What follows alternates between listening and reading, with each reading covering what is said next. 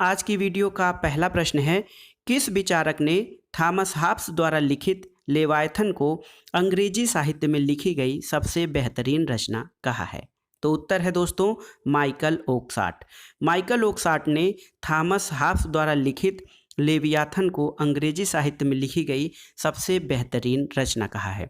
दोस्तों Leviathan Thomas Hobbes की रचना है और इसका प्रकाशन 1651 में हुआ था। माइकल ओकसाट के बारे में जान लेते हैं। माइकल ओकसाट दोस्तों 20वीं सदी के प्रमुख राजनीतिक चिंतक और विचारक हैं और इनकी प्रमुख पुस्तकें हैं history of philosophy, intellectual history, history of political thought और पॉलिटिकल फिलॉसफी। अगला प्रश्न देखते हैं दोस्तों, प्रश्न संख्या 2। प्रसिद्ध नारीवादी मेरी ओलस्टोनक्राफ्ट द्वारा लिखित पुस्तक का पूरा नाम क्या है?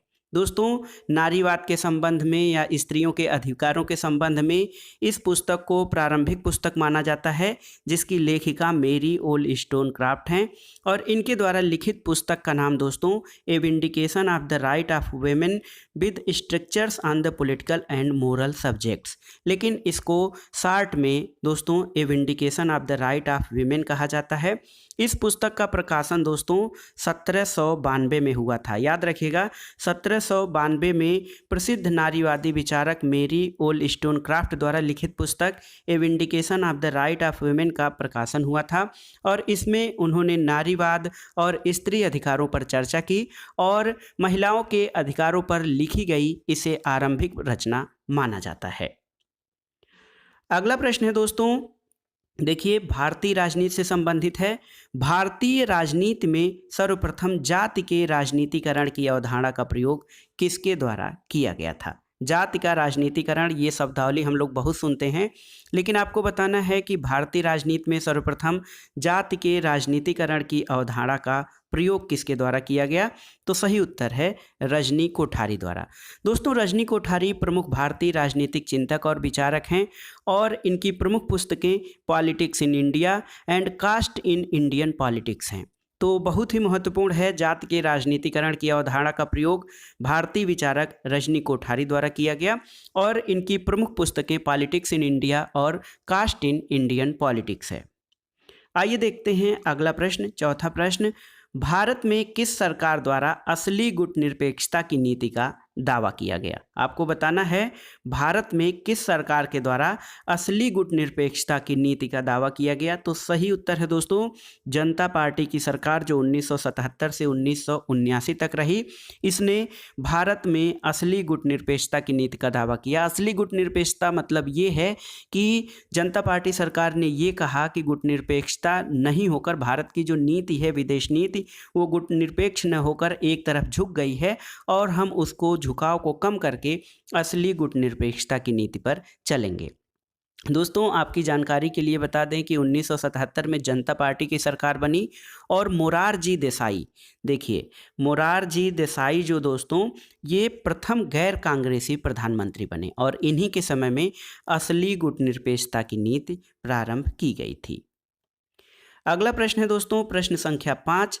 देखिए मनुष्य को सोचने के पहले खाना चाहिए, खाने के लिए उसे उत्पादन करना होगा, उत्पादन एक मूल क्रियाकलाप है, ये कथन किसका है? तो सही उत्तर है दोस्तों कार्ल मार्क्स का। प्रसिद्ध समाजवादी विचारक कार्ल मार्क्स का कथन है कि मनुष्य को सोचने से पहले खाना चाहिए, खाने के लिए उसे उत्पादन करना होगा और उत्पादन एक मूल क्रियाकलाप है। दोस्तों मार्क्स जो है भौतिकवादी विचारक है और वो तत्व को विचार से प्रधान मानता है या तत्व को विचारों पर प्रधानता देता है। इसीलिए वो कहता है कि विचार से पहले मनुष्य को खाना चाहिए, खाने के लिए उत्पादन करना होगा और उत्पादन एक मूल क्रियाकलाप है। आइए देखते हैं छठवां प्रश्न, बहुत ही महत्वपूर्ण है दोस्तों। नरम शक्ति जिसको कि सॉफ्ट पावर कहा जाता है, तो सॉफ्ट पावर शब्दावली के आविष्कार का श्रेय किस विचारक को दिया जाता है? आपको बताना है। तो सही उत्तर है दोस्तों जोसेफ नाई। जोसेफ नाई जो हैं इनको नरम शक्ति या सॉफ्ट पावर शब्दावली के विकास का श्रेय दिया जाता है और 80 के दशक में जोसेफ नाई द्वारा ये शब्द सबसे पहले प्रयोग किया गया था। सॉफ्ट पावर जो है वो हार्ड पावर के विपरीत है और सॉफ्ट पावर ऐसे देशों को कहा जाता है जो शांति, सहयोग और समझौता की नीति में विश्वास करते हैं और इसी के आधार पर अपने संबंधों को संचालित करते हैं। सॉफ्ट पावर शब्दावली एक तरह से अंतर्राष्ट्रीय राजनीति में प्रयोग की जाती है। अगला प्रश्न देखते हैं दोस्तों, 7वां प्रश्न। किस विचारक ने नौकरशाही यानी ब्यूरोक्रेसी को सत्ताधारी सेवक कहा है? सत्ताधारी सेवक, ऐसा सेवक जिसके पास सत्ता होती है, किस विचारक ने नौकरशाही के संबंध में ऐसा कहा है? दोस्तों सही उत्तर है रॉबर्ट के मर्टन। रॉबर्ट के मर्टन ने नौकरशाही को सत्ताधारी सेवक कहा है। रॉबर्ट मर्टन एक अमेरिकन समाजशास्त्री हैं और ब्यूरोक्रेसी पर विचार करते हुए उन्होंने नौकरशाह को या नौकरशाही को सत्ताधारी सेवक की संज्ञा दी है। अगला प्रश्न और इस वीडियो का आखिरी 8वां प्रश्न है दोस्तों, उत्तर व्यवहारवाद सही अर्थों में क्रांति है ना कि प्रतिक्रिया, संभव है ना कि संरक्षण, सुधार है ना कि प्रतिसुधार, ये कथन किसका है?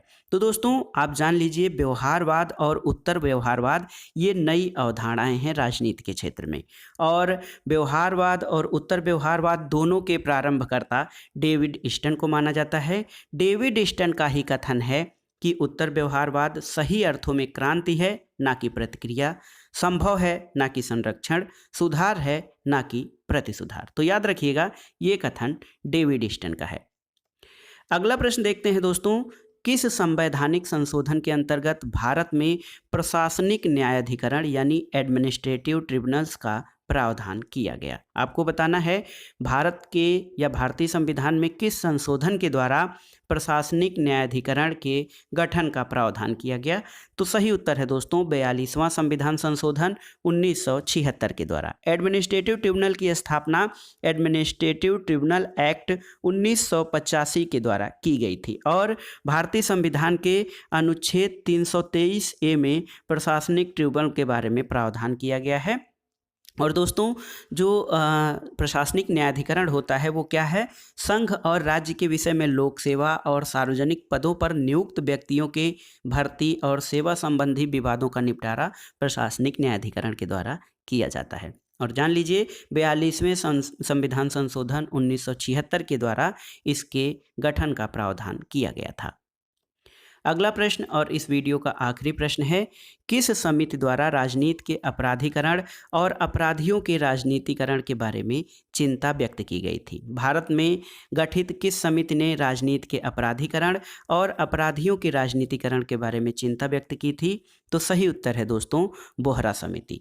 बोहरा समिति 1993 में पीवी नरसिम्हा राव जब प्रधानमंत्री थे उनके समय में बोहरा समिति का गठन हुआ था और ये समिति मुख्य रूप से अपराधियों और नेताओं के गठजोड़ पर अध्ययन करने के लिए गठित की गई थी। तो बोहरा समिति सबसे पहले राजनीति के अपराधीकरण और अपराधियों के राजनीति के चिंता के बारे में बोहरा समिति ने सुझाव दिया था, चूँकि ये सुझाव कभी भी प्रकाशित नहीं हुए।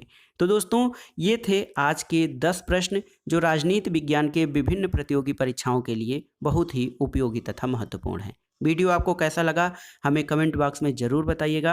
आगे किस प्रकार की आप वीडियो चाहते हैं, किस टॉपिक पर आप चाहते हैं, उसके बारे में भी हमें कमेंट बॉक्स में ज़रूर लिखिएगा। और हमारे जो कंटेंट हैं, जो विषय सामग्री है वो आपको कैसी लग रही है उसके बारे में भी हमें बताइएगा। दोस्तों वीडियो को लाइक करें, शेयर करें और इस चैनल मार्गदर्शन फॉर सिविल सर्विसेज को सब्सक्राइब करें। वीडियो देखने के लिए धन्यवाद दोस्तों, नमस्कार। दोस्तों आज की वीडियो का पहला प्रश्न बहुत ही महत्वपूर्ण एक पुस्तक है, the wretched of the earth. The wretched of the earth पुस्तक के लेखक कौन हैं? तो सही उत्तर है दोस्तों French Fanon. French Fanon the wretched of the earth पुस्तक के लेखक हैं। दोस्तों ये पुस्तक वर्ष 1961 में प्रकाशित हुई थी और ये फ्रेंच भाषा में प्रकाशित हुई थी पुस्तक। इसमें फ्रेंच फैनन ने उपनिवेशवाद का लोगों के ऊपर क्या प्रभाव पड़ता है, मनोवैज्ञानिक प्रभाव क्या पड़ता है, उसके बारे में चर्चा किया था। तो याद रखिएगा the wretched of the earth पुस्तक के लेखक फ्रेंच फैनन हैं। अगला प्रश्न है दोस्तों, आश्रय का अधिकार, अच्छी सड़कों का अधिकार, शुद्ध पेयजल का अधिकार किस अनुच्छेद के अंतर्गत आते हैं? तो दोस्तों अनुच्छेद 21 के अंतर्गत जो कि जीवन का अधिकार है, उसके अंतर्गत आश्रय, अच्छी सड़कें और शुद्ध पेयजल का अधिकार शामिल है, क्योंकि इनके अभाव में जीवन के अधिकार की गारंटी नहीं दी जा सकती है। अगला प्रश्न देखते हैं, तीसरा प्रश्न, किस विचारक का कथन है कि विकास प्रशासन एक कार्योन्मुखी और उद्देश्योन्मुखी प्रशासनिक व्यवस्था है? तो ये लोक प्रशासन से संबंधित है और आपको बताना है कि ये कथन किस विचारक का है। विकास प्रशासन एक कार्योन्मुखी और उद्देश्योन्मुखी प्रशासनिक व्यवस्था है। तो सही उत्तर है दोस्तों एडवर्ड बीडनर। एडवर्ड बीडनर का मानना है कि विकास प्रशासन एक कार्योन्मुखी और उद्देश्योन्मुखी प्रशासनिक व्यवस्था है। अगला प्रश्न, इस वीडियो का चौथा प्रश्न देखिए, मेरे लिए आचार, नैतिकता और धर्म विनिमेय पद हैं। धर्म के संदर्भ के बिना एक नैतिक जीवन रेत पर निर्मित भवन के समान है। ये कथन किसका है? बहुत ही महत्वपूर्ण प्रश्न है। मेरे लिए आचार, नैतिकता और धर्म विनिमेय पद हैं और धर्म के संदर्भ के बिना एक नैतिक जीवन रेत पर निर्मित भवन के समान है। ये कथन किसका है? तो दोस्तों ये कथन भारत के राष्ट्रपिता महात्मा गांधी का है, जो कहते हैं कि आचार, नैतिकता और धर्म एक दूसरे से जुड़े हुए हैं और एक दूसरे के संदर्भ में प्रयुक्त किए जा सकते हैं। और उनका मानना है कि धर्म के संदर्भ में बिना नैतिक जीवन के रेत पर निर्मित भवन के समान है और राजनीति में नैतिकता का समावेश होना चाहिए, ऐसा गांधी जी का मानना है। पांचवा प्रश्न दोस्तों बहुत ही महत्वपूर्ण है।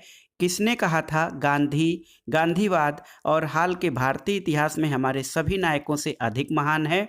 छोटे कद का यह दुर्बल व्यक्ति सर्वोच्च था। ये कथन किसका है? गांधीवाद और हाल के भारतीय इतिहास में हमारे सभी नायकों से अत्यधिक महान है।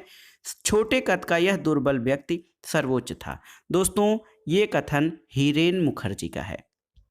अगला प्रश्न देखते हैं, छठा प्रश्न दोस्तों, किसने सुझाव दिया था कि नियंत्रक एवं महालेखा परीक्षक के पद को समाप्त कर देना चाहिए? CAG, controller and auditor general के पद को समाप्त करने का सुझाव किसने दिया था? तो देखिए दोस्तों, पाल एच एपेल्बी कमेटी जो थी 1953 में, इसने भारत की प्रशासनिक संरचना के संबंध में अपनी रिपोर्ट दी थी। उसमें ये सिफारिश की गई थी कि नियंत्रक और महालेखा परीक्षक के पद को समाप्त कर देना चाहिए। पाल एपेल्बी कमेटी दोस्तों ये 1953 में इसकी रिपोर्ट प्रस्तुत की गई थी।